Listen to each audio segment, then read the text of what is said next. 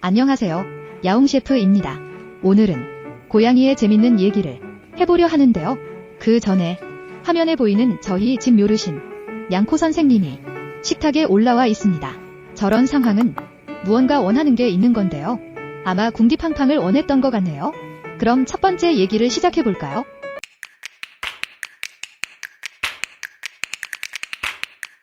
고양이는 왜 엉덩이를 때려주면 좋아할까요? 꼬리 주변에 신경이 집중되어 있는데 이곳을 두드리면 어느 정도 개체 차이는 있으나 대부분 즐거워합니다. 간혹 멍한 표정을 지으면서 침까지 흘리는 경우도 있습니다. 심지어 성적 자극까지 맞들이면 시도 때도 없습니다. 정리하자면 엉덩이로 자극을 느끼는 건 즐거움과 사랑, 너무 자주 하면 강한 집착, 이 정도로 정리하면 될 것 같습니다. 다음 얘기로 넘어가 볼까요? 사람과 달리 고양이는 다양한 몸짓으로 소통하는데요. 그중 코인사에 대해서 얘기해 볼까 합니다. 사람이 손가락이나 기다란 물체를 내밀었을 때 고양이가 자연스럽게 코를 갖다 대는 것이 바로 코인사 방법인데요. 이는 냄새를 맡으려는 본능과 뾰족한 것에 코를 가져가 보는 고양이의 습성 때문이라고 합니다. 고양이와 친해지고 싶다면 대뜸 가까이 다가가 만지려고 하지 마시고 적당히 거리를 둔 채 검지를 천천히 내밀어 고양이 스스로가 냄새를 맡고 안심할 수 있는 순간을 열어주어야 합니다. 또한 고양이들은 코로 인사하는 게 일상입니다. 반사적인 행동인 것입니다. 반려묘든 돌보는 길냥이든 똑같습니다.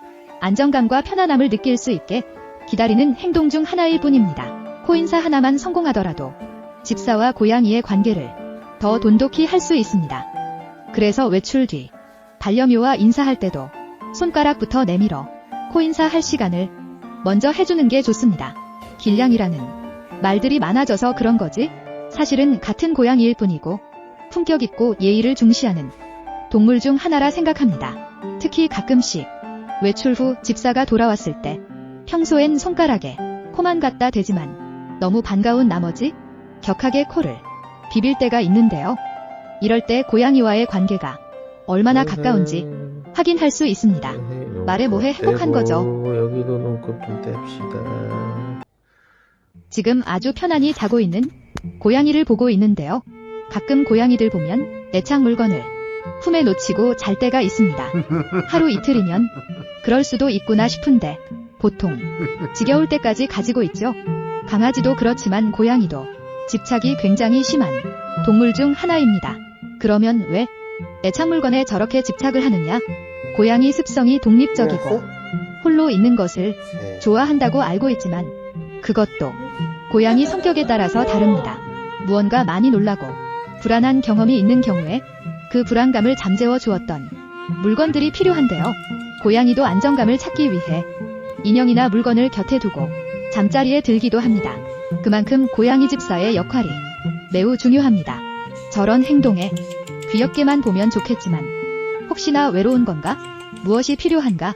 작은 관심이 집사와 고양이의 관계를 더욱 좋게 만들 수도 있습니다. 참. 특히 노령묘일수록 더 신경 써주셔야 되고요. 아무래도 치매를 무시할 수 없겠죠. 이렇게 오늘 몇 가지 얘기를 해봤는데요. 누구나 알고 있는 얘기일 수도 있고 아니면 유익한 정보일 수도 있는 또는 재미없는 고양이 이야기 아니면 재밌는 고양이 이야기 상관없습니다. 주로 한국은 개나 강아지에 관심이 많은 나라였는데요. 몇 년 전부터 고양이에 대한 관심도가 엄청나게 올라간 것 같습니다.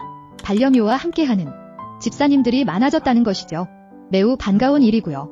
그래도 주변 애견용품점을 보면 아직은 강아지 용품에 비해 고양이 용품이 상당히 적은 편이죠. 강아지만큼의 관심도가 몇 년 안에는 비슷해지지 않을까 생각합니다. 영상을 끝까지 봐주신 분들 감사드리고요. 오늘은 여기까지 하고요. 다음에 봐요. 안녕. With you, I can be sad with you.